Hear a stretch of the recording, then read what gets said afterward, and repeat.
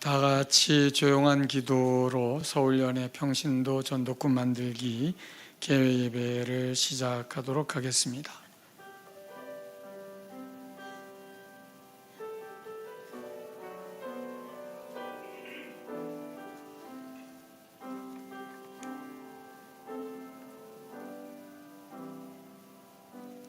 전도자의 일을 하며 내 책무를 다하라 하시는 하나님의 말씀을 명령을 받들어 전도하기 위하여 함께 나누기를 원하는 사랑하는 성도들이 궂은 날씨에도 불구하고 이 자리에 모였습니다. 먼저 예배하며 하나님께 영광 올려드리는 이 시간에 성령 하나님 친히 임재하여 주옵소서. 예수 그리스도의 이름으로 기도합니다. 아멘. 우리 찬송가 496장 함께 찬송하겠습니다.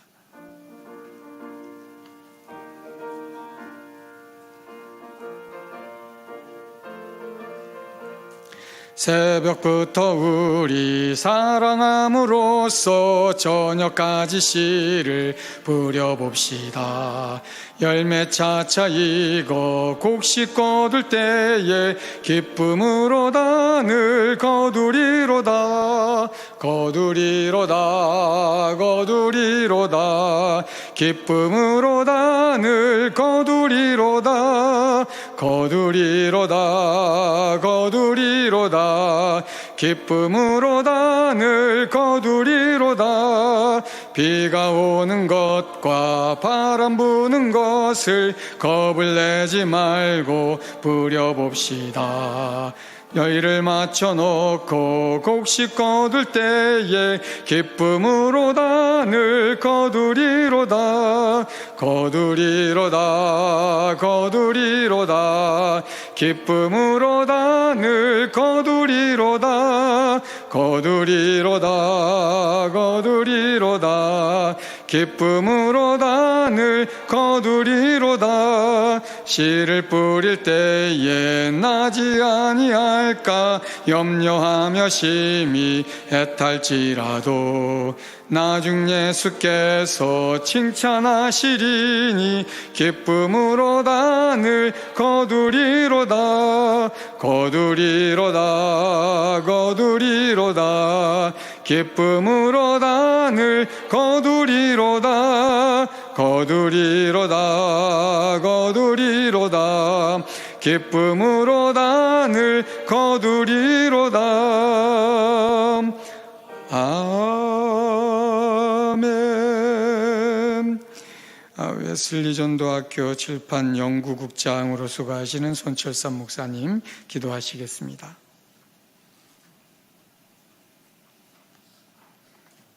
사랑과 은혜의 주님, 생명의 주님, 한 영혼을 살리기 위하여서 마음과 사랑으로 긍휼로 가득하게 채우시는 하나님 아버지, 이 시간에 귀한 전도학교를 개회하게 하시고 8주 동안 복음의 은혜를 누리게 하심을 감사드립니다.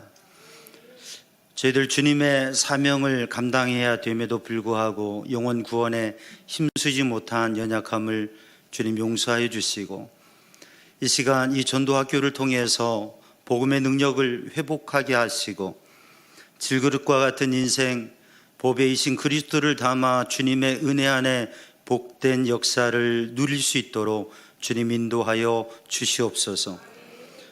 오늘도 감독님께서 선포하시는 말씀을 통해 주님의 감동과 은혜와 마음의 결심을 주시고 주님의 복음을 다시금 깨닫게 하여 주시옵소서. 이 전도학교 시간 주님께서 함께 하시고 성령님 감동하여 주시어서 저희 안에 복음의 열정이 다시금 회복되게 하시고 복음의 능력을 가지고 주님의 사랑의 복음을 전할 수 있도록 저희를 붙드시고 저희들을 사용하여 주시옵소서. 주님, 저희들이 여기에 있는 이유는 주님의 말씀에 순종하며 주님께서 주신 은혜와 사랑이 크기 때문입니다. 시간을 통하여 하나님의 은혜를 더 풍성히 누리게 하여 주시고 오직 주님의 뜻을 이루어갈 수 있도록 인도하여 주시옵소서. 이 전도학교의 강사님들과 또 모든 섬기는 이들을 주님께서 붙드셔서 선한 열매로 가득하게 하여 주시고 하나님의 기쁨 되게 하여 주시옵소서. 모든 것 주님께 맡기며 예수님의 이름으로 기도하옵나이다. 아멘.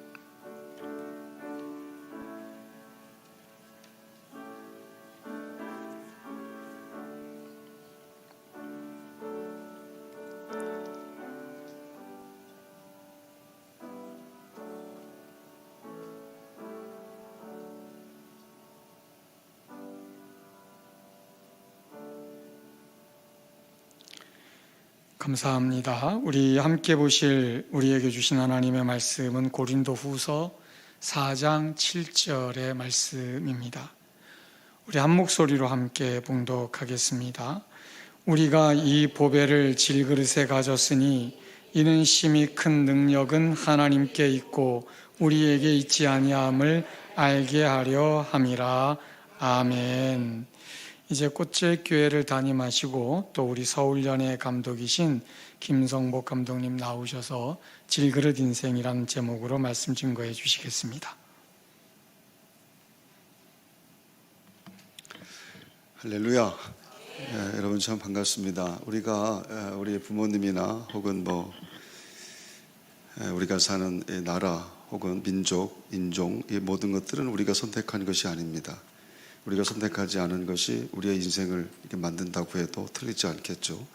여러분이 여성이나 남성이나 이렇게 태어난 것도 여러분이 결정한 것이 아니고 여러분의 부모도 여러분이 결정한 것이 아닌데 사실은 그와 같은 것들이 내가 결정하지 않은 것이 내 인생을 거의 다 완전히 결정한다고 해도 틀리지 않을 겁니다. 그래서 나는 내 의지와 노력과 애씀과 땀을 통해서 내 인생을 만들어간다고 하지만은 사실은 내가 살아가는 인생 자체도 알지 못할 손이 내 인생에 개입하는 것들을 얼마든지 우리가 체험할 수 있고 또 고백할 수밖에 없는 것입니다. 우리는 예수를 믿고 구원받고 하나님의 자녀로 산다 이렇게 고백하는 사람들인데 그럼 내가 하나님의 계획 가운데 있는 사람이다라고 하는 그런 뜻이겠죠. 하나님의 계획이 나를 구원하시는 것, 그것이 하나님의 계획에 나를 향한 마지막 계획이었다고 한다면 여러분이 구원받은 것이 분명하다고 한다면 그때 죽었을 겁니다. 하나님은 그때 죽였을 겁니다. 목적이 이루어졌기 때문에 말입니다. 하지만 구원 받았음에도 불구하고 아직 살아있다라고 하는 것은 하나님께서 나를 향한 남은 계획이 있으시기 때문에 살려두신 것이라 이렇게 믿고 고백하는 것이 정확할 겁니다. 그러면 나는 구원받아서 하나님 백성 됐는데 아직도 살아있는 목적이 하나님의 목적이 무엇일까? 그것을 생각하며 사는 것을 그리스도인이라 이렇게 생각하는데 그것은 하나님께로부터 나는 부르심을 받은 것이고 그분으로부터 사명을 받은 인생입니다라고 하는 그런 고백이 되게 됩니다. 부르심이라고 하는 것, 사명, 소명 이와 같은 말 같은 것들은 우리가 늘 생각하고 말하고 사용하는 그런 것들이긴 하지만 이 부르심이라고 하는 것, 소명이라고 하는 것은 내가 결심하고 결정하고 결단해가지고 만들어지는 것은 아닙니다. 부르심은 소명이라고 하는 것은 외부로부터 주어지는 것이죠. 그것은 하나님으로부터 주어지는 것이라 라고 하는 것이 우리의 고백이기 때문에 그 소명에 대한 응답, 순종 이것은 무조건적일 수밖에 없는 겁니다. 그건 어떻게 할 수 없는 다른 방법이 없는 다른 어떤 길이 없는 것 무조건 순종해야 되게 되는 것 그것이 우리 믿음으로 사는 삶에는 분명히 있다라고 하는 것이죠. 그것이 영원 구원에 대한 삶이며 하나님의 복음을 전하는 것입니다 라고 고백하는 것이 모든 그리스도인들의 고백이고 여러분들은 그 고백 가운데 그 고백을 실천으로 옮겨서 전도꾼이 되어야겠다라고 하는 마음 가지고 이 자리에 지금 오신 줄로 믿습니다. 오늘 우리가 본 말씀은 질그릇이라고 하는 말씀인데 이 질그릇이라고 하는 것의 뜻은 두 가지가 있을 겁니다. 질그릇은 금이 가기 쉽고 깨지기 쉬운 약하다라고 하는 것을 이야기하는 질그릇은 심히 약한 존재다. 우리는 정말 약한 존재입니다. 결심하고 결단을 한다 할지라도 아무것도 아닌 문제를 갖고 실망하고 또 후회하고 또 좌절하고 포기하고 하는 일들이 우리 삶 가운데 얼마든지 있습니다. 죽도록 사랑하겠다고 고백했음에도 불구하고 아무것도 아닌 것 가지고 금방 토라지고 그리고 또 헤어지고 하는 일들과 같은 것들을 보게 되면 우리의 삶이라고 하는 것이 질그릇이 많네. 그리고 아무리 건강하다 할지라도 육체적으로도 우리는 의사의 말 한마디에 모든 것들이 다 무너지는 사람들입니다. 우리 속에 지금 무슨 병이 있는지도 모르고 그것이 계속 자라게 되면 어떤 일이 일어나게 될지 생각하면 생각할수록 두렵고 무서워서 이게 잘못하면 우리 살아가는 삶에 육신적인 것이든 정신적인 것이든 영적인 것이든 사람이 한순간에 좌절하고 또 한순간에 넘어지게 되는 걸, 그래서 우리는 우울증에도 걸리게 되고 삶이라고 하는 것에 회의를 느낄 때가 얼마든지 있다라고 하는 것이죠. 믿음으로 살면서도 그렇다고 한다면 믿음으로 살지 않는다라고 할 때는 어떤 인생이 될 것인가 생각하게 되면은 참 끔찍한 일이라 아니할 수 없는 겁니다. 믿음으로 삶에도 불구하고 우리는 참 부족하다. 그 성경이 말한 우리는 질그릇이다라고 하는 얘기가 이 마음에 확 와닿는다는 얘기입니다. 난 질그릇 같은 인생이니까 하나님이 좀 봐주시고 붙잡아 주시고 그리고 하나님께 좀 지켜주시기를 원합니다. 이게 우리 평생의 고백 아닙니까? 근데 너희는 질그릇이다라고 하는 이 하나님의 말씀에는 그와 같은 약하다는 뜻도 있지만은 그것보다는 더 중요한 뜻이 하나가 더 있는데 우리는 질그릇입니다라고 하는 것. 그래서 이 보배를 질그릇에 가졌을 일이 심히 큰 능력은 하나님께 있고 우리에게 있지 아니함을 알게 하려 함이라 이렇게 말씀하시지 않습니까? 고린도서 오늘 본문의 4장 7절의 말씀이 말입니다. 그것은 하나님의 내가 약한 존재라는 것보다는 나는 하나님께 쓰임받는 존재다라고 하는 것, 난 하나님의 수단이고 나는 하나님의 도구입니다라고 하는 그 고백이 사실은 더 큰 겁니다.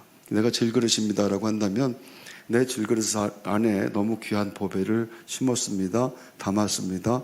나는 아무것도 아니고 그분을 드러내기 위해서 나는 존재하는 그런 도구일 뿐입니다. 그런 수단일 뿐입니다라고 하는 것. 여러분, 이것이 여러분에게 어떤 의미입니까?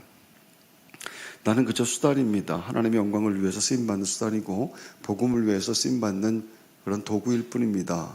이것이 여러분에게 어떤 의미입니까? 근데 이것은 세상 사람들은 절대로 이해할 수가 없는, 세상 사람들은 절대로 받아들일 수가 없는 말씀이라고 하는 것이죠. 여러분, 세상에서 가장 이해할 수 없는 사건은 하나님이 사람이 되신 겁니다. 그래서 빌립보서 2장 6절 7절에 말씀하신 것처럼 그는 근본 하나님과 본체이시나 그 동등됨을 취할 것으로 여기지 아니하시고 사람이 되셨도다라고 하는 것. 그게 말이 됩니까? 그것은 우리를 구원하시기 위해서 하나님이 인간이 되셨다. 하나님 스스로 수단이 되셨다. 도구가 되셨다라고 하는 그런 뜻입니다. 그분이 도구가 되심으로 말미암아 내가 구원받아서 하나님 백성이 됐습니다. 이 고백에 근거해서 나는 질그릇으로 하나님 앞에 쓰임받는 사람입니다라고 하는 고백이 이어지게 될 수 있다라고 하는 것이죠. 따라서 하나님이 나를 위해서 인간이 되시고 나를 위해서 대신 죽으셨다라고 하는 그 고백이 분명하다고 한다면 나는 그 하나님의 영광을 위하여 그분의 복음을 위하여 나가 내가 사람들한테 면박을 당하거나 부끄러움을 당하거나 라고 한다고 해도 그것이 전혀 나에게는 부끄러움이 될 수가 없다라고 하는 겁니다. 여러분, 이 도구와 그리고 수단과 이와 같은 단어들은 사람에게 쓰면 안 되는 단어죠. 이를테면 여러분의 자녀, 여러분의 부모님이 야, 너 나가갖고 저 집에 가갖고 식모살이를 좀 하면 한 달에 100만 원씩 준다고 하더라. 너 가서 좀 식모살이 좀 해라. 그럼 여러분 어떻게 했습니까? 이거 부모고 뭐고 이게 부모가 맞나? 이렇게 생각하지 않겠습니까? 더 나아가서 너 그 집에 아주 막날 같은 아들이 있는데 걔하고 결혼해라. 그러면 집을 한 채 준다고 하는데 네가 가갖고 걔하고 결혼해라. 이렇게 만약에 말한다고 한다면 그게 부모로 여겨지겠습니까? 사람이 제일 싫어하는 것이 인본주의 세상에서 제일 인간이 감당할 수 없는 것이 받아들일 수 없는 것이 자기가 수단화되는 겁니다. 도구화되는 겁니다. 근데 예수 믿는 사람들을 이해할 수 없는 것이 바로 그것이라고 하는 것이죠. 자기는 도구입니다. 나는 수단입니다. 복음을 위해서 내가 도구로 쓰임받고 하나님 앞에 이용당하고 하나님 앞에 쓰임받는 존재입니다. 이것은 내 인생의 최고의 영광입니다. 그래서 전도꾼들은 나가서 모욕을 당하고 또 비난을 받고 사람들한테 수모를 당한다 할지라도 그것을 영광으로 수용하게 되는 것, 그것이 기쁘고 감사한 것, 이것을 어떻게 세상 사람들이 이해할 수가 있겠는가? 아멘 하십시오.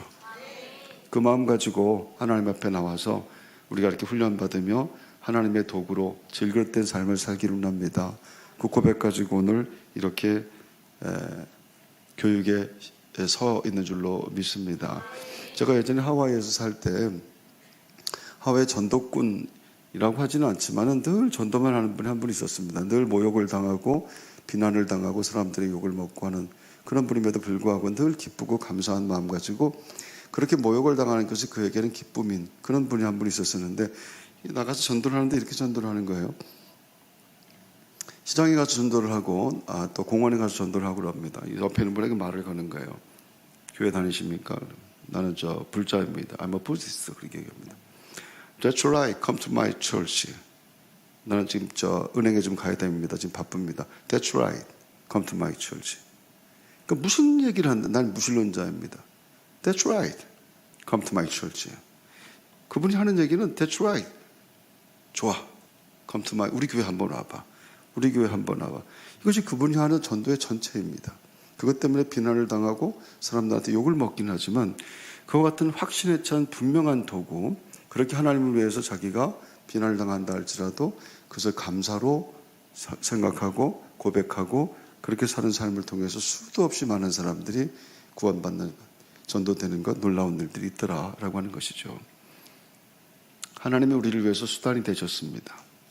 그것을 기억하고 고백하는 사람들이 복음을 위해서 기꺼이 수단이 되겠습니다. 질그릇이 되겠습니다라고 고백하는 하나님의 백성들인 줄로 믿습니다. 8주간 시작되는 이 교육을 통해서 정말로 하나님께서 일하시는 일의 수단과 도구가 되고 싶습니다. 그 마음이 더 분명해져서 좋은 전도인들로 만들어지는 여러분 모두가 되시기를 주의 이름으로 축원합니다.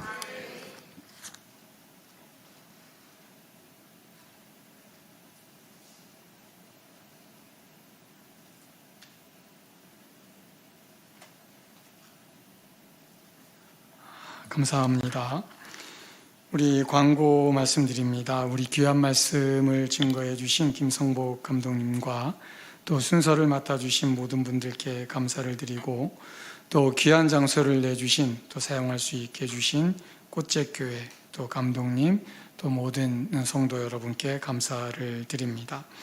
또 등록하지 않으신 교회, 또 우리 훈련생들은 모두 등록을 해 주시기를 바라고, 다음 주부터 전도 실습 훈련이 진행이 됩니다. 또 식사가 제공이 됩니다. 기억해 주시기를 부탁드립니다. 우리 다른 광고 없으신가요? 다른 광고, 다른 광고 없으시면 우리 찬송가 502장, 아침이어서 많이 피곤하실 텐데 찬송가 502장 우리 박수하면서 힘차게 함께 찬송하도록 하겠습니다. 찬송가 502장입니다.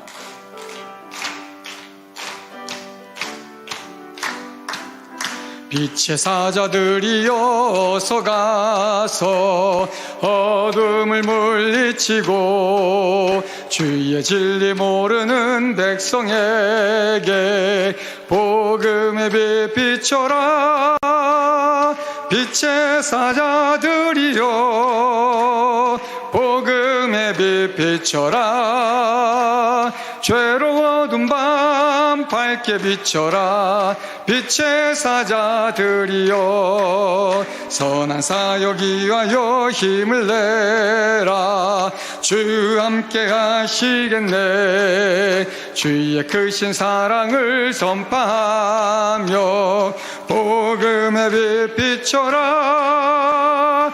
빛의 사자들이여 복음의 빛 비춰라. 죄로워둔 밤 밝게 비춰라.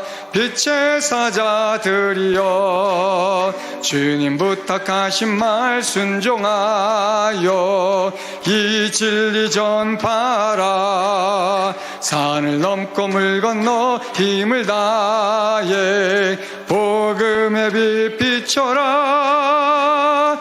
빛의 사자들이여 복음의 빛 비춰라. 죄로워둔 밤 밝게 비춰라.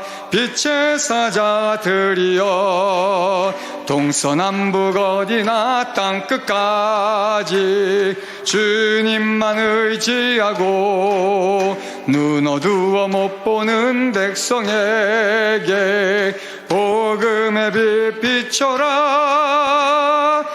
빛의 사자들이여 복음의 빛 비춰라. 죄로 어두운 밤 밝게 비춰라. 빛의 사자들이여. 아멘. 우리 김성목 감독님 축도하심으로 개회 예배를 마치도록 하겠습니다. 기도하겠습니다.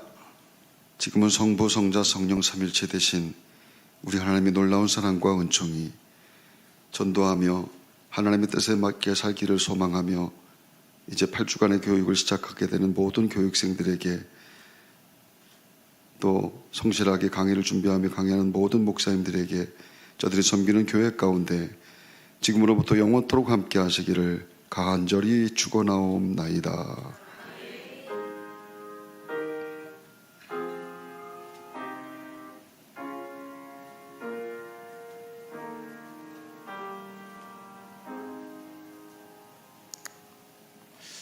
할렐루야.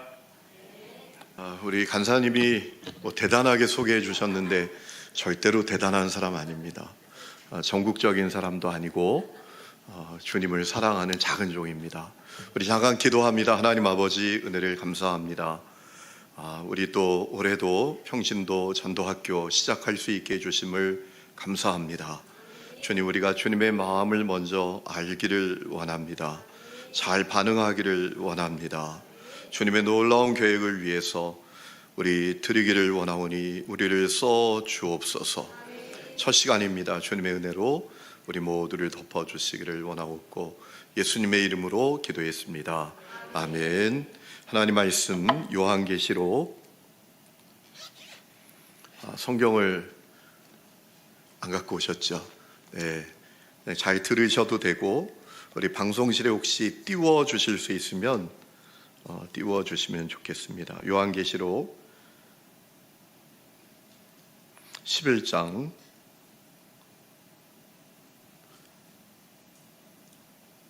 3절부터 5절까지 보겠습니다. 요즘은 스마트폰이 다 있죠?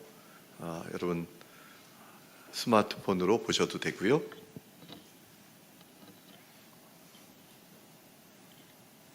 다 찾았으면 아멘. 띄워주실 수 있나요? 방송실? 제 얼굴을 띄우지 마시고 얼굴을 여러 개 띄워놓으면 어떤 얼굴을 쳐다봐야 되는지 헷갈리거든요. 그러니까 하나만 얼굴을 띄워주시고 네, 계시록 11장 3절부터 5절까지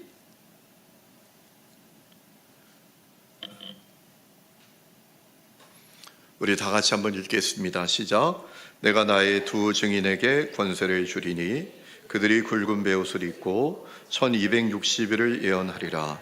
그들은 이 땅의 주 앞에 있는 두 감람나무와 두 촛대니 만일 누구든지 그들을 해하고자 하면 그들의 입에서 불이 나와서 그들의 원수를 삼켜버릴 것이요 누구든지 그들을 해하고자 하면 반드시 그와 같이 죽임을 당하리라. 아멘. 원래 제가 대타입니다. 대타.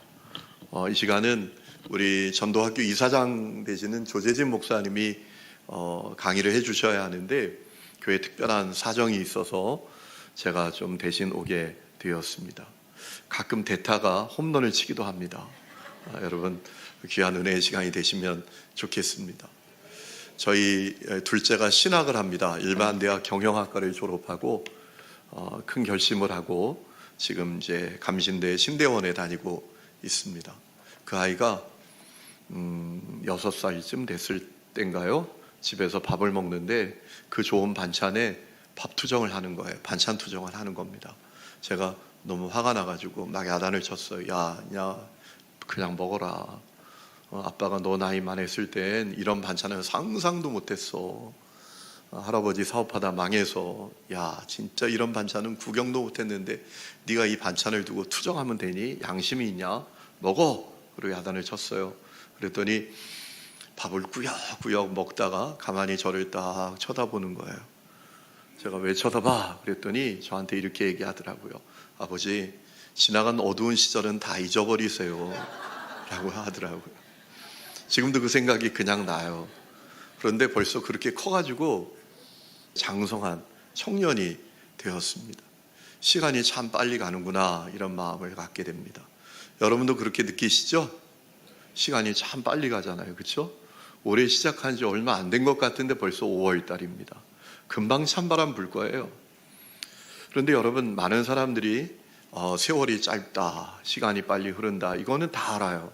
그 모르는 사람 거의 없습니다. 다 알아요. 중요한 것은 그 짧은 인생을 잘 살아야지. 그리고 실제로 잘 사는 사람은 많지 않습니다. 어떻게 해야 잘 사는 걸까요? 세상 사람들은 말합니다. 원하고 싶은 거 다 해보면 되지 뭐. 갖고 싶은 거 다 가지면 되는 거지. 가보고 싶은데 다 가면 그거 잘 사는 거잖아. 이렇게 생각을 해요. 여러분, 정말 그게 잘 사는 걸까요? 저는 그렇게 생각하지 않습니다. 왜냐하면 우리 예수 믿는 사람이기 때문에, 우리가 예수로 새 생명을 얻은 사람들이기 때문에, 이제 우리의 삶의 주권이 내게 아니라 주님께 있기 때문에, 바울이 그렇게 고백하죠. 내가 그리스도와 함께 십자가에 못 박혔나니 이제는 내가 사는 것이 아니라 내 안에 누가 산다고요? 예수께서 사시는 것이다. 내 삶의 주인이 주님이십니다. 내 삶의 주권도 주님이 갖고 계십니다. 그래서 주님이 기준이에요. 내가 하고 싶은 것, 내가 가지고 싶은 것 다 하는 게 잘 사는 게 아닙니다. 주님이 원하시는 것, 주님이 하고 싶은 것, 그것을 위해서 사는 인생이 정말 잘 사는 인생이라고 믿습니다. 그러면 주님이 뭘 원하실까요? 그분이 뭘 하고 싶으실까요? 다른 것 아니죠. 오늘 우리가 그것 때문에 모였죠. 복음을 전하는 것. 그것이 주님이 원하시고 주님이 우리에게 기다리시는 것이다 라고 저는 믿습니다. 여러분, 예수님께서 십자가 매달려 죽으시고 부활하셨습니다. 그리고 승천하시기 전에 마지막 남기신 말씀이 뭐죠?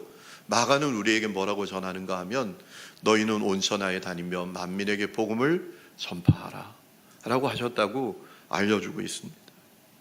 여러분, 이 말씀은 주님의 유언과 같은 말씀이에요. 마지막 남기신 말씀이죠. 마지막 남기는 이야기를 농담하는 사람 별로 없잖아요. 그렇죠? 정말 중요한 얘기 남기는 거죠. 왜 너희는 온 천하에 다니며 만민에게 복음을 전파하라라고 하셨나요? 그 다음에 이런 말씀이 있죠. 믿고 세례 받는 사람은 구원을 받을 것이지만 믿지 않는 사람은 정죄를 받으리라. 여러분, 인생은 돌고 도는 게 아니라 끝을 향해서 달려가고 있잖아요. 그 끝에 무엇이 있습니까? 두 길이 있습니다. 영생의 길이 있고 영벌의 길이 있습니다. 주님은 모든 사람이 구원받고 영생을 누리기를 원하셨기 때문에 너희는 온 천하에 다니며 만민에게 복음을 전파하라 라고 하셨던 것이죠. 자, 그러면 여러분은 복음을 전하면서 사시나요? 어떠세요? 여러분, 복음을 전하면서 사세요? 그렇게 되시기를 축복합니다. 여러분의 교회는 복음을 전하는 교회입니까? 여러분, 교회의 핵심이 무엇입니까? 복음을 전하는 것이잖아요. 그렇죠? 물론 교회가 구제도 해야 돼요. 문화, 사역도 해야 해요. 그런데 핵심은 복음 아닙니까? 주님이 복음 전하러 가셨잖아요. 사도행전 1장 8절에 보면 성령이 너에게 마시면 권능을 받고 예루살렘, 온 유대, 사마리아 땅끝까지 이르러 내 증인이 되리라 라고 하셨잖아요. 여러분, 우리가 구원받은 증거가 무엇입니까? 성령님이 우리 안에 오신 것이잖아요. 믿으시죠? 우리 교회에서 성북동 쪽으로 좀 올라가다 보면 길상사가 있어요. 아주 유명한 절입니다. 제가 한 번은 교회 아래 식당에서 밥을 먹는데 참 인상이 좋은 분들이 여러 분 식사를 하시더라고요.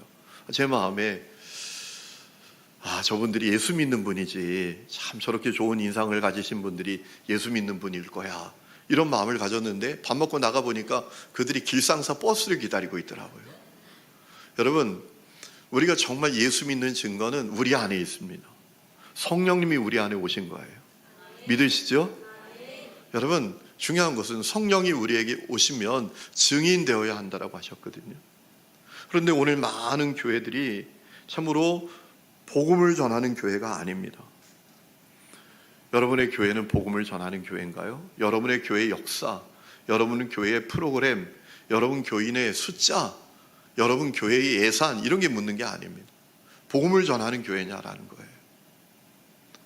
복음을 전해도 그저 프로그램으로 전도하는 교회가 아니라 전도가 목적이 되고 전도가 사역의 중심이 되는 그런 교회냐라는 거예요. 여러분, 교회의 정체성은 무엇입니까? 어떤 신학자의 주장 말고, 어떤 사람의 견해 말고, 교회의 정체성은 무엇이죠? 복음을 전하는 것이죠. 자, 오늘 우리가 읽은 말씀을 보면 분명히 알 수 있어요. 자, 내가 나의 두 증인에게 권세를 줄 텐데 그들이 굵은 베옷을 입고 1260일을 예언할 것이다 라고 했습니다. 여기 나오는 두 증인은 누구죠? 두 증인. 이거 알아야 합니다. 이걸 알아야 교회의 정체성이 무엇인지를 우리가 똑바로 알아요. 성경적인 교회의 정체성. 여러분, 바른 정체성에서 바른 삶이 나오는 거예요. 이 두 증인이 누군지 그 다음 절에 보면 나와요. 4절에 보면 두 촛대라라고 했습니다. 이 두 증인이 두 촛대다. 여러분, 성경 계시록에서 촛대는 뭘 상징하는 겁니까? 우리가 계시록을 잘 이해하려면 계시록에서 나오는 그 상징들이 무엇을 의미하는지를 우리가 잘 알아야 하거든요. 촛대는 뭘 말하는 거죠? 교회를 말하는 거예요. 계시록 1장 20절에 보면 일곱 촛대가 일곱 교회라라고 했습니다. 그러니까 촛대가 교회입니다. 그러니까 촛대가 증인이니까 이 증인은 교회를 말하는 것입니다. 자, 중요한 것은 이 교회에 권세를 주시는데 이 교회가 굵은 베옷을 입고 1260일을 예언해야 한다라고 하셨어요. 굵은 베옷을 입는다라는 것은 무엇을 의미하는 걸까요? 회개하라고 하는 복음, 예수를 믿으라고 하는 복음을 수행하는 것을 의미하는 것입니다. 전도하는 것을 의미해요. 얼마 동안? 1260일 동안. 1260일은 어떤 시간이죠?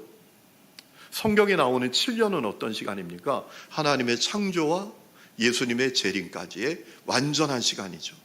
성경에서 7이라는 숫자는 완전한 숫자잖아요. 7년은 하나님의 창조와 주님의 다시 오심까지 이 시간을 말하는 거예요. 그러면 3년 반이라는 시간은 7년의 딱 반이잖아요. 그렇죠?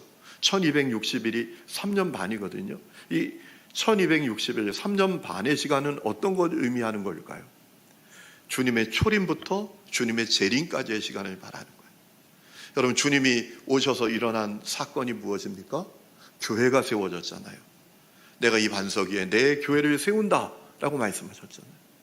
주님 오셔서 교회가 세워진 그때부터 주님 다시 오시는 그날까지 교회는 복음을 전하는 사명을 감당해야 한다. 이것이 교회를 향한 명령이고 교회의 사명인 것을 믿으시기 바랍니다. 여러분, 교회가 이 정체성을 모르니까 엉뚱한 데 빠져 있어요. 교회가 문화센터가 되고 교회가 구제사업 장소가 되고, 물론 그거 하지 말자는 얘기 아닙니다. 그것도 해야 하지만 핵심이 뭐냐? 복음을 전하는 거예요. 교회는 교회가 세워진 그때부터 주님 다시 오시는 그날까지 복음을 전해야 한다라고 주님이 분명히 알려주셨다라는 것입니다. 그런데 안타깝게도 많은 교회들이 복음이 핵심이 되지 못하고 있습니다. 복음을 위해서 교회가 지금 그 중요한 사명을 감당하지 못하고 있습니다. 그래서 벌어지는 아주 심각한 문제가 있어요. 어떤 문제가 있냐 하면 교회 안에 있는 많은 성도들이 은혜의 소비자로만 살고 있어요. 여러분, 하나님이 우리에게 원하시는 것은 은혜의 공급자가 되기를 원하고 계세요. 은혜의 공급자. 은혜를 받고 그 은혜를 흘려보내는 사람이 되기를 원하신다라는 거예요. 그런데 교회의 정체성이 무엇인지를 분명히 모르니까 교회 안에 있는 많은 사람들이 은혜의 소비자로만 살고 있습니다. 그래서 벌어지는 심각한 문제가 있습니다. 은혜의 분배 불균형이 일어나고 있어요. 은혜를 받는 사람은 계속 받아요. 주일날 받아, 주일 저녁에 받아, 수요일에 받아, 금요일에 받아, 속회 예배 때 받아. 은혜를 그냥 물 먹는 하막처럼 그냥 계속 받아요. 그런데 은혜를 받지 못하는 사람은 태어나서 한 번도 은혜를 받지 못하고, 한 번도 예수가 누군지 정확하게 듣지도 못하고 죽어서 지옥에 떨어지고 있다라는 거예요. 여러분, 기억하세요. 오늘 세상에 있는 많은 사람들이 교회를 막연하게 생각하고 있어요. 그런데 여러분, 그래서는 안 되잖아요. 교회가 뭐냐? 예수님이 누구냐? 분명히 알아야 되잖아요. 그저 TV에서 흘러나오는 얘기, 그랬다 카더라 통신, 야 교회가 이랬다 하더라, 뭐 이렇게만 듣고 예수를 바로 알지 못하고 참으로 사망으로 끌려가는 사람들이 얼마나 많은지 모른다라는 겁니다. 물론 그것이 비단 성도들만의 문제는 아니더라고요. 목회자들의 문제이기도 해요. 저의 문제이기도 했어요. 제가 감리교 진학대학을 졸업하고 첫 목회를 저 충청북도 충주시 주도급 삼청리 977-5번지에 있는 삼청교회라는 데서 했습니다. 이쯤 되면 좀 웃으시기도 하시는데 여기 충청도 분들이 많으시나 보네요. 그죠? 충청도 분들은 왜 안 웃냐고 물으면 이렇게 대답한대요. 우리는 뒀다가 집에 가서 웃는다고. 제가 그 교회에 가서 사역을 해보니까 문제가 있어요. 성도들이 열심히 농사 짓는데 늘 빚만 늘어나요. 당연하더라고요. 왜냐하면 밭에서 배추를 500원에 파는데 이게 시장 가면 5,000원이 돼 있죠. 그러니 뭐 농사를 지으면 지을수록 비치고 가난해요. 이 문제를 어떻게 해결하나. 그래서 농산물 직거래를 했어요. 여기 혹시 서울연의 서대문 지방에서 오신 분들이 계신가요? 서대문 지방 없어요? 서대문 지방이 왜 이러지? 네. 서대문 지방에 있는 그 여선교회하고 제가 좀 연결이 돼가지고 성도들이 농사 지은 농산물을 서대문 지방에 있는 교회들에게 다 갖다 드리는 거예요. 아영교회, 대신교회, 창천교회, 아현중앙교회, 홍제교회 뭐 이런 교회들에게 다 갖다 주시는. 나중에는 심지어 매주도 만들어서 성도들이 만든 매주를 또 갖다 판매하기도 했어요. 그러니까 성도들의 삶이 많이 좋아지더라고요. 저는 그것이 교회를 사랑하고 주님을 사랑하는 것인 줄 알았는데요. 어느 날 한 사건이 일어나요. 제가 새벽기도 마치고 사택에서 쉬고 있는데 누가 문을 막 두드려요. 그래서 나가보니까 아주머니 두 분이 가방을 들고 이렇게 와 계신 거예요. 알고 보니까 이분들이 여호와의 증인이에요. 여호와의 증인이 교회 사택인 줄 모르고 찾아온 거예요. 왜냐하면 교회가 언덕 위에 있고 사택이 그 언덕 아래에 있으니까. 제가 그분들이 여호와의 증인인 것을 알고 그렇게 얘기했죠. 잘못 왔어요. 정말 잘못했어요. 여러분들 실수하셨어요. 그랬더니 이분들이 눈이 동그래져요. 그래서 제가 이렇게 얘기했죠. 저 목사입니다. 저 언덕 위에 교회가 있죠. 제가 목사예요. 저는 그 얘기를 하면서 그분들이 제가 그 얘기를 하는 순간 뭔가 좀 긴장도 하고 겁도 먹고 두려움을 가질 줄 알았는데 이분들이 더 기가 살아가지고 저한테 뭐라 하는가 하면 목사가 더 똑바로 들어야 된다라는 거예요. 그러면서 안 가는 거예요. 막 제가 야단을 쳐서 가라고 그리고 혼내서 돌려보냈죠. 그리고 사택에 와서 이렇게 있는데 문득 주님이 제 안에 그런 마음을 주세요. 이건 아니지 않냐? 이건 아니지 않냐? 그러면서 가만히 헤아려 보니까 어떤 문제가 있나 하면 제가 그 지역에서 4년 이상 목회하면서 그 동네에서 수많은 사람들을 만났을 때에도 복음을 분명하게 전했던 기억이 한 번도 없는 거예요. 물론 저도 목사니까 이런 얘기는 해봤죠. 아무개 아빠 교회 한번 와야죠. 아까 감독님 얘기하셨잖아요. That's right. 우리 교회 오라고. 저도 그런 얘기는 해봤어요. 아무개 아버지 우리 교회 한번 와요. 술 끊어요. 이런 얘기는 해봤어도 예수님을 왜 꼭 믿어야 되는지, 예수님이 누구신지에 대해서 분명하게 전했던 기억이 저한테 한 번도 없는 거예요. 제가 청소년 시절에 정말 전도 열심히 했거든요. 제가 중학교 3학년 때 예수님을 만났어요. 그 전까지 참 힘들게 살다가 예수님 만나고 제 인생이 달라졌어요. 여러분, 저는 중3 되기 전까지 나는 왜 이 세상에 태어났는지, 왜 이렇게 거지같이 살아야 되는지 너무 고민이 많고 이 세상 안 살아도 좋겠다 이런 마음을 갖고 있었어요. 그런데 중학교 3학년 때 예수님 만났어요. 그리고 제 인생이 변했어요. 그래서 예수님 전하고 싶어서 견딜 수가 없더라고요. 제가 어떻게 했냐면 학교에서 친구들에게 전도하는 것을 말할 것도 없고 원주 의료원을 찾아갔어요. 그래서 여기 와서 전도해도 되냐고.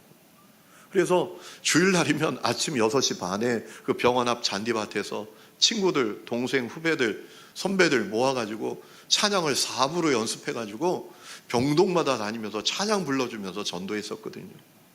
그게 막 성이 안 차가지고 원주 태장동에 가면 일군 병원이 있어요. 국군병원.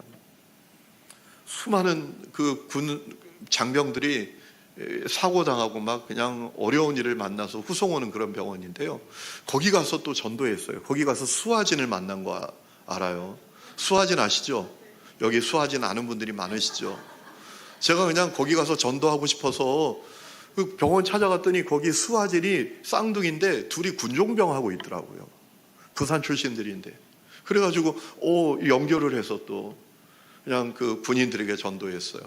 여러분, 군인들이 있는 병실은 아주 큰 병실입니다. 뭐 6인실 이 정도가 아닙니다. 막 50명, 60명, 100명이 누워있는 병실이에요. 큰 건물에 쫙 누워있어요. 거기 가서 막 기타 치면서 친구들하고 창문 두드리며 비가 오네 눈물의 빗줄기 막 이런 찬양을 불러드리면 막 지뢰 밟아서 발목 잘리고 뭐 그냥 허리 부러지고 이런 친구들이 펑펑 웁니다. 그렇게 전도했는데 제가 신학교 다니는 동안 은혜 다 까먹고 또 목회 나가서 4년 지나는 동안 아니 그 지역에서 4년 동안 목회하고 또 목사가 됐음에도 불구하고 예수님을 분명히 전했던 기억이 단 한 번도 없는 거예요. 내가 뭐가 문제인가 봤더니 두 가지 문제가 있더라고요. 첫 번째는 목사가 되었지만 사람을 영혼으로 바라보는 눈이 없어요. 여러분, 사람은 영혼이 있거든요. 어떤 사람은 죽은 영혼이고요. 어떤 사람은 산 영혼입니다. 어떤 사람은 참 건강하게 보이고 뭐 대단하게 보여도 마귀의 종으로 사는 영혼이 있고요. 하나님의 자녀로 사는 영혼이 있어요. 근데 저에게 그 눈이 없는 거예요.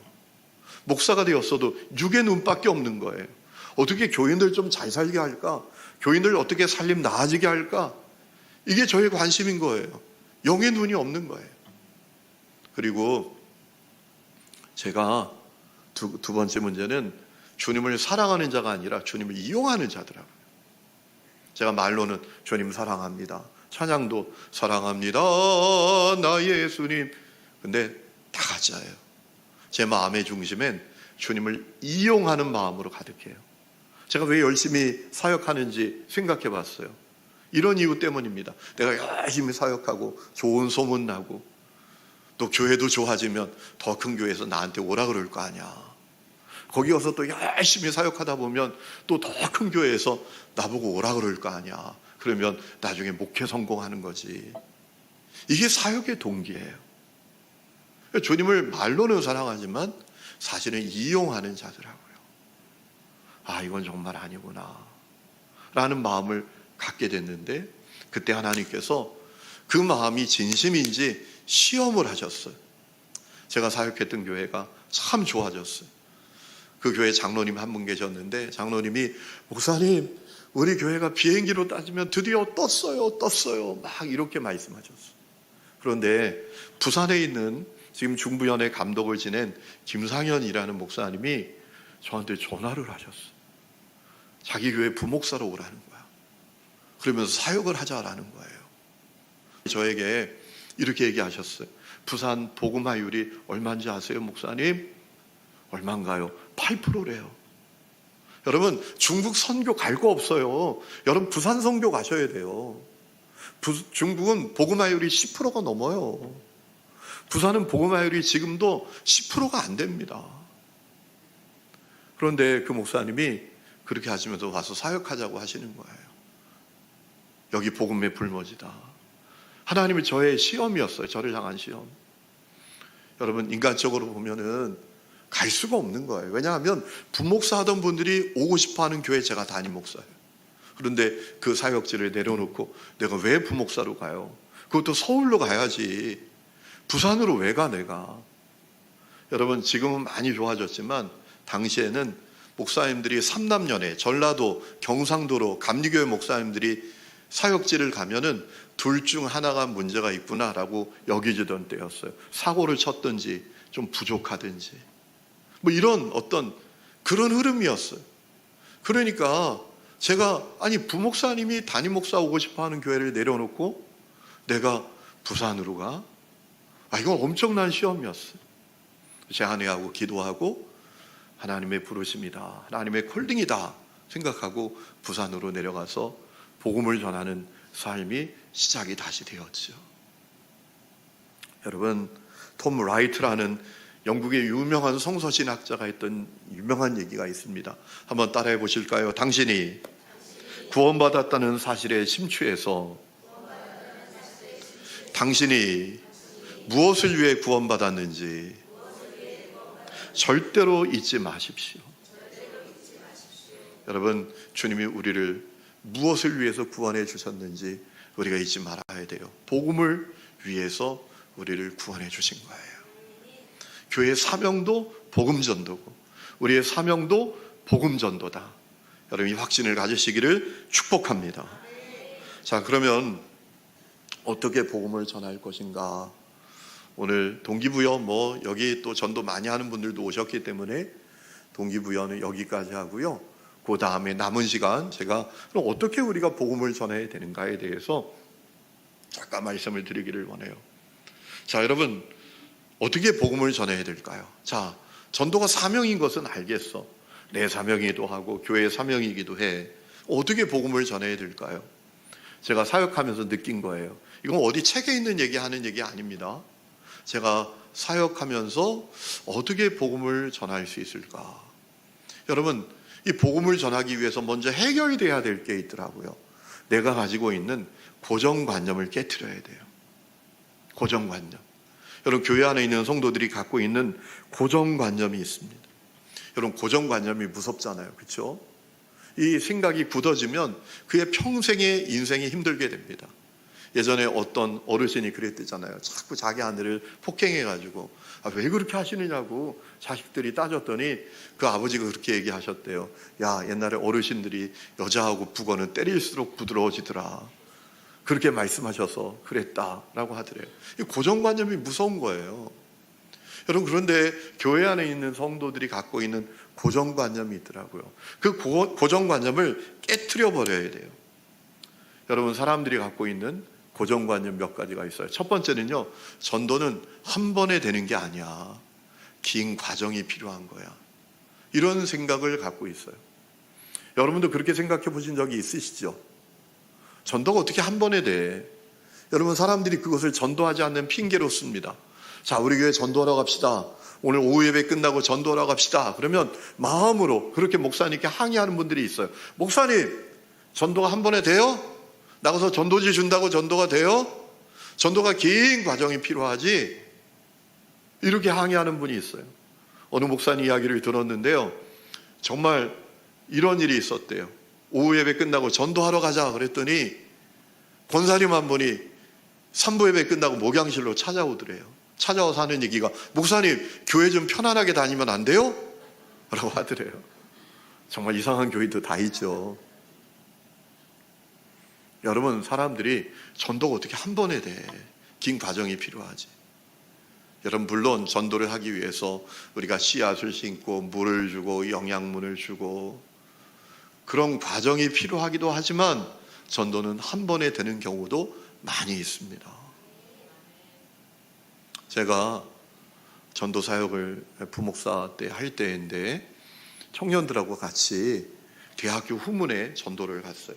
그 학교는 정문보다 후문으로 많이 다녀요, 학생들이. 거기에 상가들이 많이 있어서. 그래서 후문 앞에서 전도지를 나눠줬는데 어떤 전도지를 주었는가 하면 휴지 전도지 있죠. 여러분 교회도 많이 사용하시죠. 휴지 전도지를 주었어요. 그리고 이제 집에 간 거죠. 근데 어떤 일이 있었는가 하면 어떤 친구가 휴지 전도지를 받아가지고 안에 있는 휴지만 쏙 빼고 껍데기는 콱콱 구겨가지고 그 후문 옆에 패밀리 마트라고 편의점이 있는데 거기다 이렇게 버리고 간 거예요, 바닥에. 그 편의점에서 알바하던 자매가 있었습니다. 환경공학과, 전북대학교 환경공학과 4학년에 재학 중인 김미영이라는 자매였습니다. 아버지가 일찍 돌아가셨어요. 홀어머니가 아이들을 키우는데 형제가 4형제야. 이 어머니가 얼마나 힘이 듭니까? 그러니까 자녀들이 공부하려면 알바를 몇 개 안 해선 안 되는 겁니다. 그래서 이제 그 편의점에서 알바를 했던 것이죠. 자, 편의점 청소를 하려고 바닥을 쓰는데 뭐 이렇게 구겨져 가지고 있는 거예요. 아니, 그걸 이렇게 들어가지고 딱 피는데 전도지 뒷면에 이렇게 씌어 있었어요. 하나님이 당신을 사랑하시고 당신을 위해서 놀라운 계획을 갖고 계십니다. 아멘. 여러분, 얼마나 귀한 말씀이에요. 그렇죠? 오늘 교회 안에 있는 사람들은 이 말씀에도 가슴 떨리지 않는 분들도 많이 있지만, 이 자매가 그 문구를 딱 보는 순간 펑펑 눈물이 흘러내리기 시작합니다. 이 자매는 교회 안 가본 자매입니다. 그런데 왠지 그 문구를 읽는 순간 마음에 감동이 되고 눈물이 펑펑 쏟아지는 거예요. 그래서 그 전도지 보니까 약도도 있고 예배 시간도 있고, 그래서 교회를 찾아왔어요. 그리고 예수를 믿게 됐어요. 지금은 뭐 할까요? 그 자매가 일본 선교사로 가 있어요. 자, 보세요. 긴 과정으로만 전도가 됐나요? 아니죠.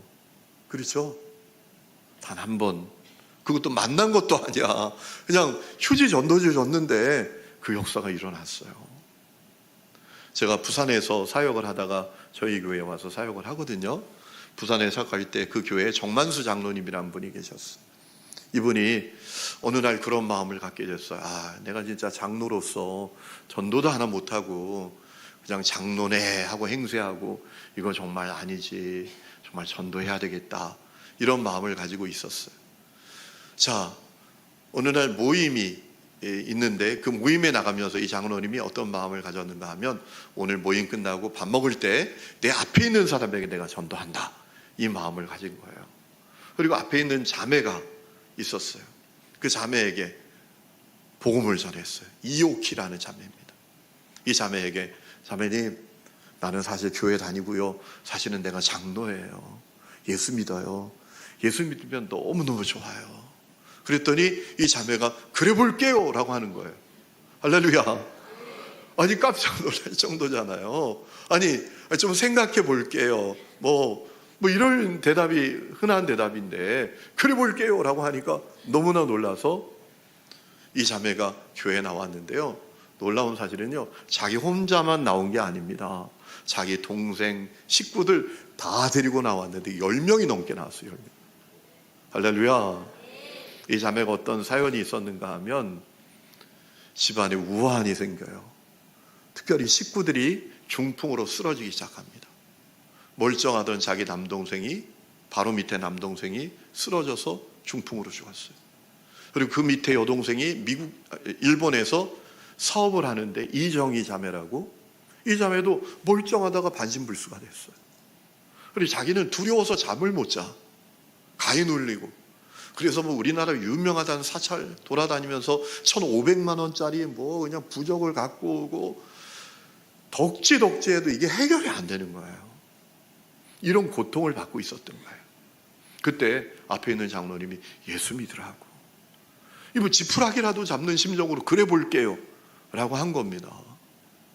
여러분, 놀라운 사실은 예수 믿고 그 가정에 모든 두려움이 떠나갑니다.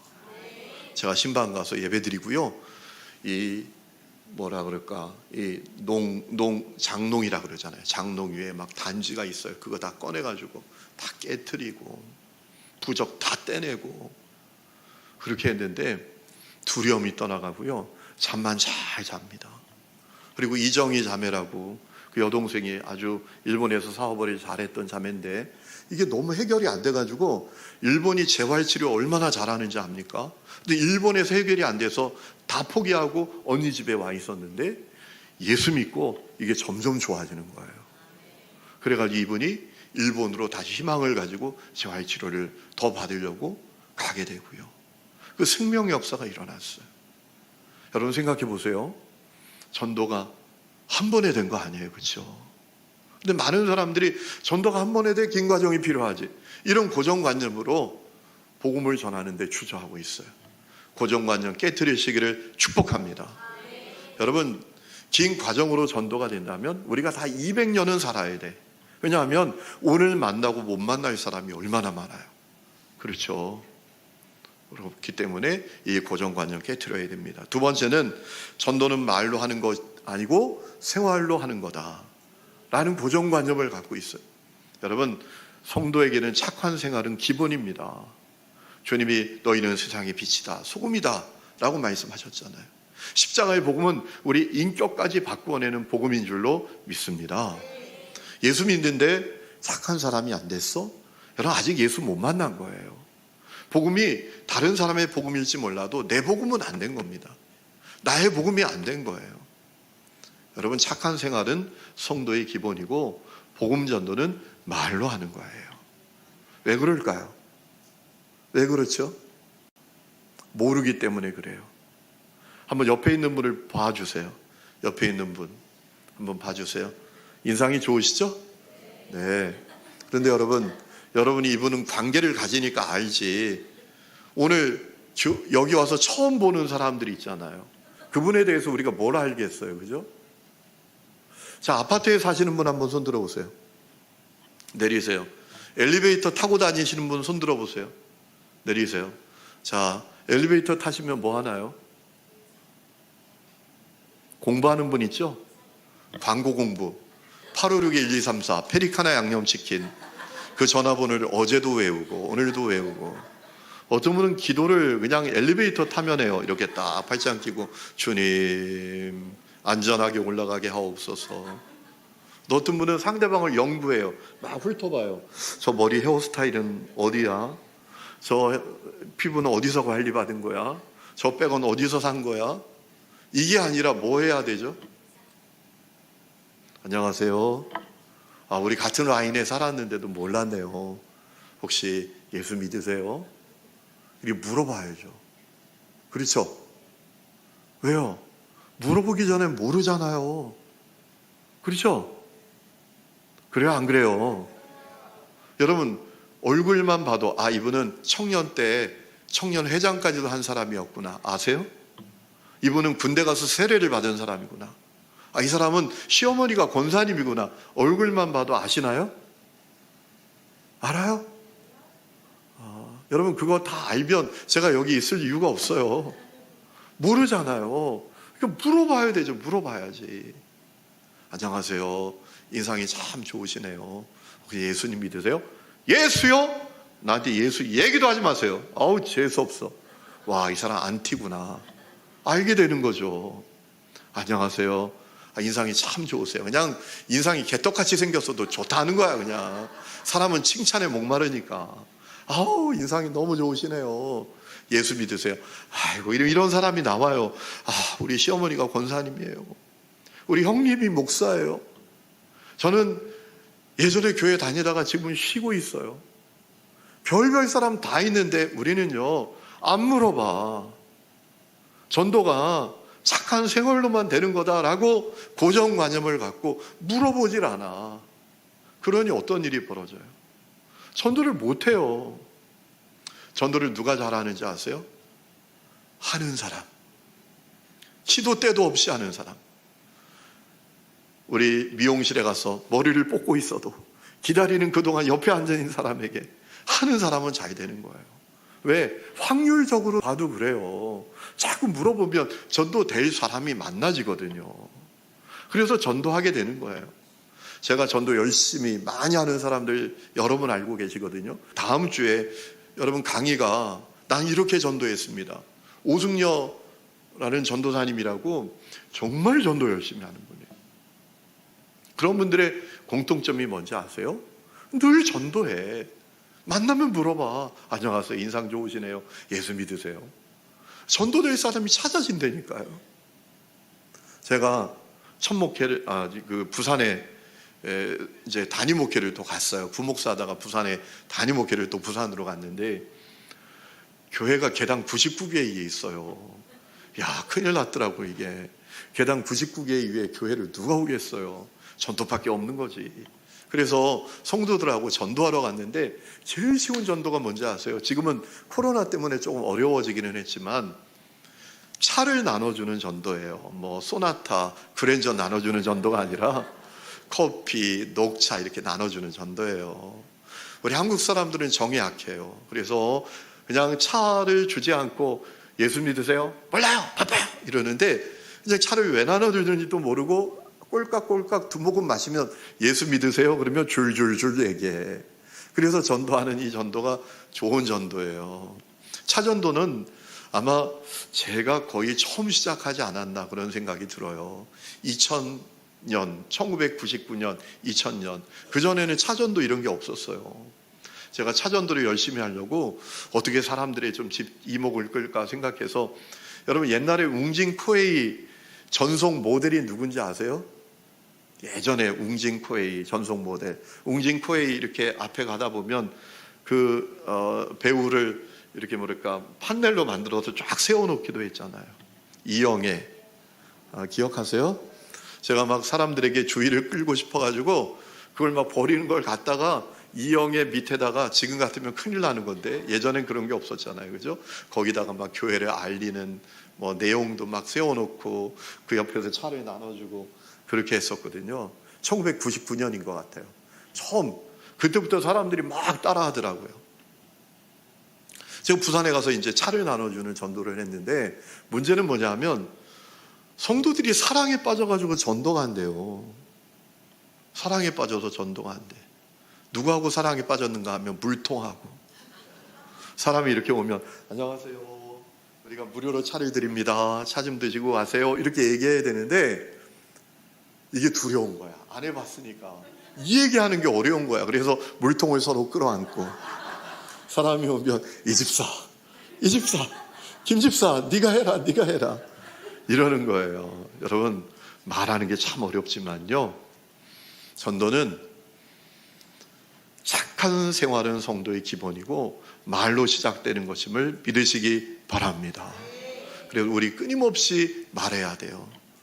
버스를 타고 병원에 가든지 아파트에서 누굴 만나든지 안녕하세요, 인상이 좋으시네요, 예수 믿으세요 이렇게 물어보면요, 막 안티도 만나고 타종교인들도 만나지만 복음을 기다리는 사람을 만나게 된다는 것이죠.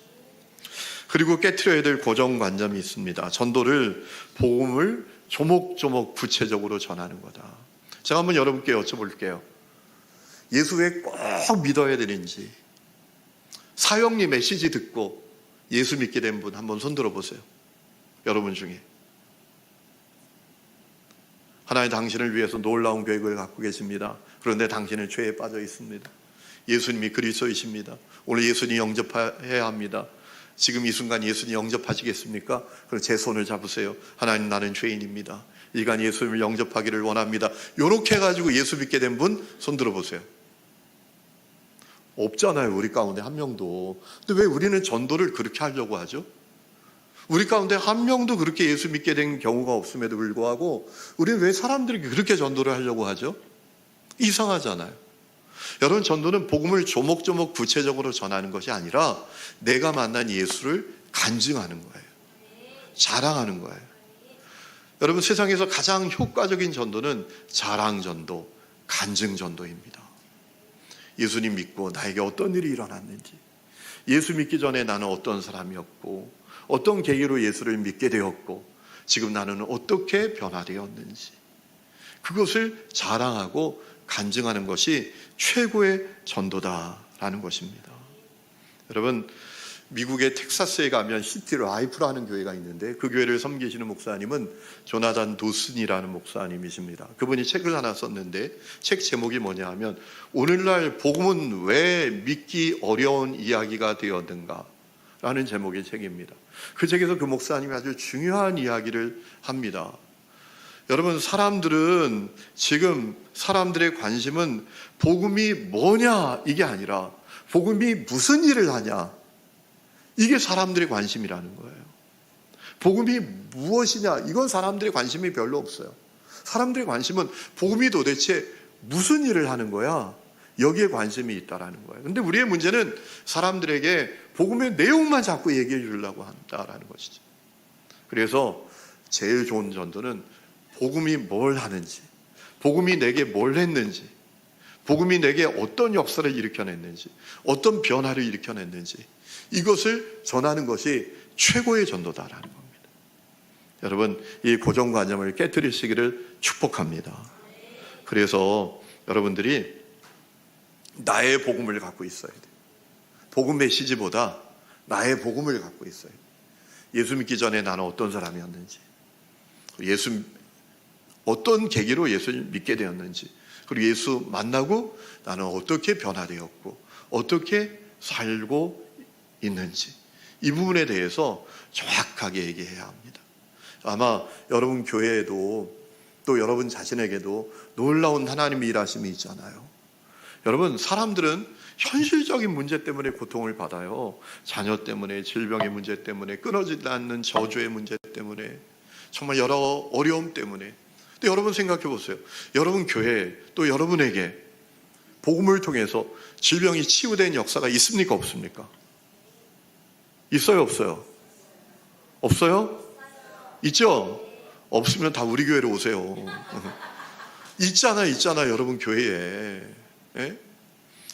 우리 교회 얼마 전에 우리 권사님 한 분이 자기가 이 갑상선 수치가 안 떨어져서 약을 먹어도 안 되고 막 너무너무 힘들었는데, 우리 제가 기도회 때 기도받기를 원하는 분 앞으로 오세요 하고 기도했는데요, 정말 놀라운 사실은 그 갑상선 수치가 팍 떨어졌다고. 목사님 화이팅! 그러고 저한테 가시더라고요.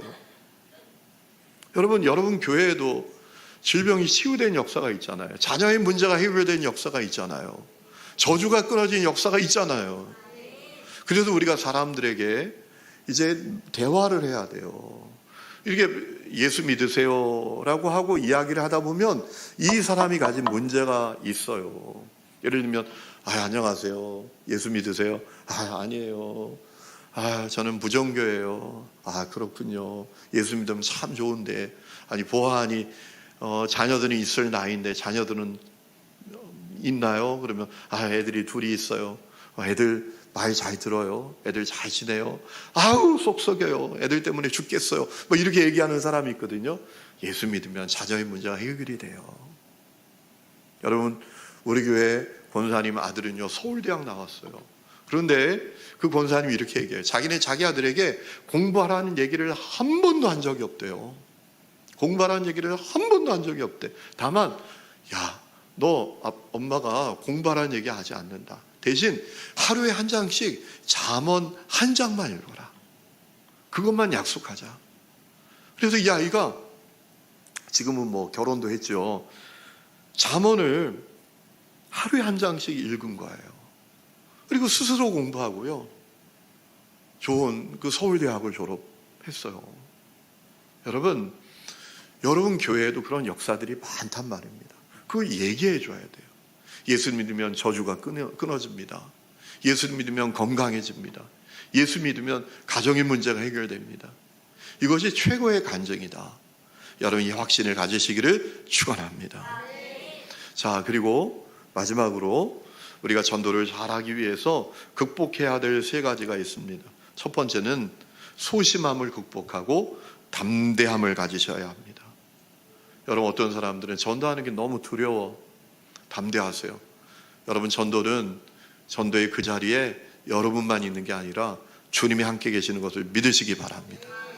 힘들고 어려워도 자꾸 하다 보면 쉬워져요. 여러분, 미국의 그 메릴랜드 주에 가면 시더리지라는 교회가 있습니다. 그 교회 브라이언 맥나렌이라는 목사님이 전도에 대해서 한 유명한 이야기가 하나 있는데요. 전도는 노래와 같다라고 했어요. 전도는 노래와 같다. 이게 무슨 얘기일까요? 성가대 하시는 분 한번 손 들어봐 주세요. 성가대. 자, 내리세요. 자, 우리 지휘자님이 어느 날 악보를 하나 줬는데, 이건 너무너무 어려워. 이건 이렇게 어려운 곡은 없어. 그런다고 못해요? 해요. 왜 하죠? 한 번 불러보고, 2번 불러보고, 3번 불러보고, 4번 불러보고, 5번 불러보면 나중엔 그 어려운 곡을 악보도 안 보고 합니다. 그렇죠. 전도가 그런 거다라는 거예요. 어려워 보여도 1번, 2번, 3번, 4번 하다 보면 자연스러워진다라는 거예요. 그러므로 복음을 전하기 위해선 담대함을 가져야 된다라는 것이죠. 2번째는 복음의 전문가가 아니라서 못한다라고 생각하는 사람이 많아요.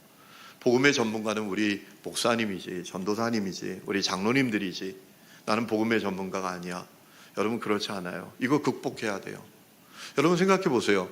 아니, 교회 다녀요. 예수 믿어요. 그런데 왜 꼭 예수를 믿어야 되는지에 대해서 말해줄 수 없다면 그 신앙은 건강한 신앙일까요? 누가 여러분에게 물어봤어요. 왜 그렇게 꼭 예수 믿는 거예요? 그런데 여러분이 몰라요. 팔자예요, 팔자. 이런다면 이게 말이 되는 얘기입니까? 그렇죠. 여러분, 우리가 최고의 전도는 간증전도, 자랑전도이지만 누군가에게 왜 꼭 예수 믿어야 되는지에 대해선 말해줄 수 있어야 되잖아요. 그러므로 우리는 그 누구보다도 복음의 전문가가 되어야 합니다. 우리 복음 메시지 전달법 통해서 배우게 되실 텐데요. 여러분, 복음 전하는 거, 복음 메시지 간단합니다. 5가지만 외우면 돼요. 첫 번째, 하나님. 따라합시다. 하나님. 하나님. 자, 하나님 어떤 분이세요? 좋으신 분. 그죠? 우리에게 복 주시기를 원하는 분, 사랑하는 분. 그렇죠? 그렇죠. 자, 두 번째 뭐죠? 죄에 빠진 인간. 죄에 빠진 인간. 하나님이 사람에게 복 주시기를 원하고 또 영생을 주시기를 원하고 행복하기를 원하시지만 인간이 죄에 빠져 있어요. 하나님과 분리되어 있어요. 그래도 마귀의 종으로 살고 고통과 저주와 허무와 죄 가운데 살잖아요. 그렇죠? 네. 세 번째 뭐죠? 세 번째? 예수 그리스도. 예수 그리스도. 여러분, 하나님과 분리되어 고통과 저주와 허무와 참으로 말할 수 없는 그 인생을 살아가는 인생, 구원할 수 있는 분은 오직 예수. 오직 예수. 그것이 세 번째예요. 네 번째는 뭐죠? 그 예수님을 그림의 떡이 아니라 믿어야 돼요. 영접해야 돼요. 이게 네 번째예요. 다섯 번째 뭐죠? 거룩한 삶. 예수 믿는다고 끝인가요? 거룩한 삶을 살아야죠. 거룩한 삶은 어떻게 이루어지나요? 예배를 통해서, 그렇죠? 교회를 통해서 이루어져야 돼요. 여러분, 복음 이 5가지만 외우면 돼요. 하나님, 죄에 빠진 인간, 예수 그리스도, 믿고 영접, 거룩한 삶, 교회. 이것만 외우면, 여러분이 이 개념만 딱 갖고 있으면 사람들에게 왜 꼭 예수 믿어야 되는지 이야기해 줄 수 있는 거예요. 하나님 좋은 분이세요. 당신 사랑하세요. 당신에게 복 주시기를 원하세요. 그런데 인간이 전적으로 타락하여 죄에 빠져 있어요. 고통과 허무와 죄와 저주 가운데 살아요. 자기 뜻대로 사는 것 같아도요, 마귀의 종으로 삽니다. 그래서 인생 살아보면 살아볼수록 힘든 겁니다. 그리고 죽고 지옥에 가는 거예요. 이 문제 해결해 줄 수 있는 분은 오직 한 분, 예수님이에요. 그 예수님, 당신 이제 믿고 영접하셔야 돼요. 그 사람이 믿는다 하면 이제 거룩한 삶을 살아야 돼요. 거룩한 삶은 교회를 통해서, 예배를 통해서 시작이 되는 거예요. 여러분, 이 5가지 원리는 전도자는 다 알고 있어야 돼요. 이거 외우려고 하지 마세요. 네, 하나님, 죄에 빠진 인간, 예수 그리스도, 믿고 영접, 거룩한 삶, 이 개념만 딱 놓으면 여러분들이 사람에게 줄줄줄줄 이야기해 줄 수 있다는 것입니다. 자, 그리고 사람들이 어떻게 나올지에 대해서도 우리가 좀 준비가 되어 있어야 돼요. 전도하다 보면 사람들이 다양한 반응을 보이잖아요. 그때 어떻게 대처할 수 있는지 그것도 여러분이 준비하셔야 합니다. 그렇게 될 때 복음을 잘 전할 수 있는 것이지요. 여러분, 전도를 하면서 기억해야 될 것이 있어요. 전도는 내가 하는 게 아니라 주님이 하시는 거예요. 우리가 순종하면 주님이 하십니다. 따라합시다. 성공적인 전도는 성령의 능력 안에서 예수님을 전하고 그 결과는 하나님께 맡기는 거다. 이 마음으로 복음을 전하면 주님이 일하십니다. 한 가지 말씀드리고 마칩니다. 제가 인천에서 교육전사서 생활을 했거든요. 그때 그 담임 목사님이 농아인 교회를 교회 안에 만드셨어요. 그 교회를 담임하셨던 전도사님이 박재환이라는 전도사님이셨어요. 지금은 목사님이 되셨죠.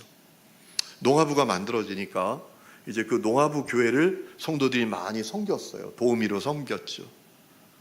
그런데 어느 날 그 농화부 전도사님하고 또 이미경이라는 청년부 자매가 담임 목사님을 찾아왔어요.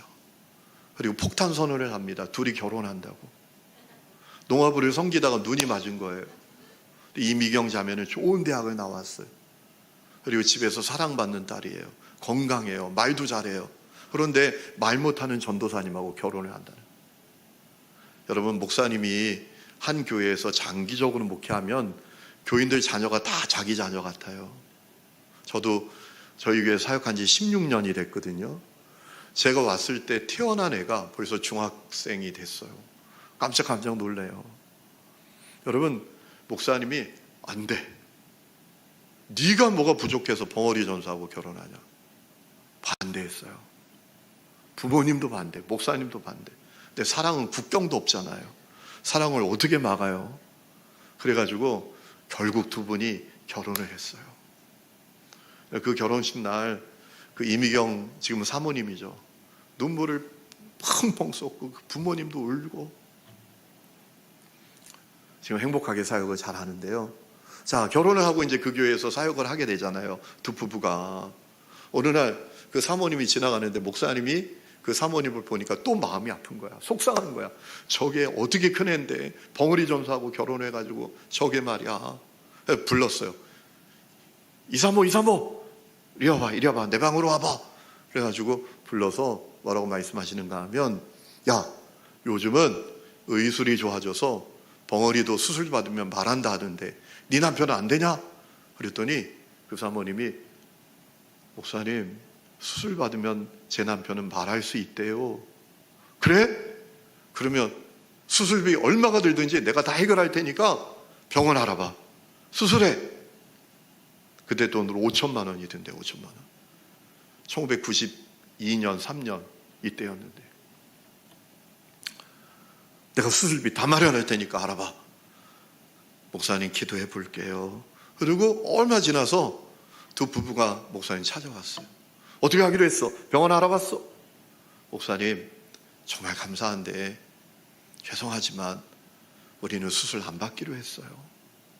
왜 안 받아? 내가 돈 다 된 주잖아. 왜 안 받아? 수술하면 말할 수 있는데 왜 안 받는다는 거야? 그랬더니 그 두 부부가 이렇게 얘기합니다. 목사님, 우리나라에 그때 당시에 농아 말 못하는 사람이 35만 명이 되는데 그들에게 복음을 전하려면 우리가 내 남편이 농아여야 해요. 그래야 그들이 마음의 문을 열고 복음을 받아들여요. 그래서 우리는 수술을 안 하기로 했어요. 라고 했어요. 여러분, 얼마나 감동스러운 이야기입니까? 누군가는 말을 할 수 있는데도 불구하고 복음 때문에, 복음을 전하고 싶어서 수술을 마다 않고 평생 장애를 가지고 사는 사람들도 있습니다. 여러분, 이 자리에 오신 걸 정말 축복합니다. 복음을 위해서 여러분을 드리기로 결단한 그 결단을 하나님께서 기뻐하실 줄로 믿습니다. 여러분, 이번에 훈련 더 잘 받아서 하나님이 더 기뻐하시는 복된 사명자들이 다 되시기를 주의 이름으로 축원합니다. 기도하겠습니다. 하나님 아버지, 은혜를 감사합니다. 주님, 우리가 복음을 위해서 살기를 원합니다. 우리를 사용하여 주시옵소서. 이번에 8주간 훈련 잘 받게 해주시고 우리를 통하여 놀라운 하나님의 일하심을 하나님 드러내 주시옵소서. 훈련 받는 동안 건강도 지켜주시고 여러 환경도 지켜주시고 하나님 훈련에 집중하여 우리가 더 놀랍게 성장하는 은혜를 허락하여 주옵소서. 예수님의 이름으로 기도했습니다. 아멘. 아멘. 감사합니다.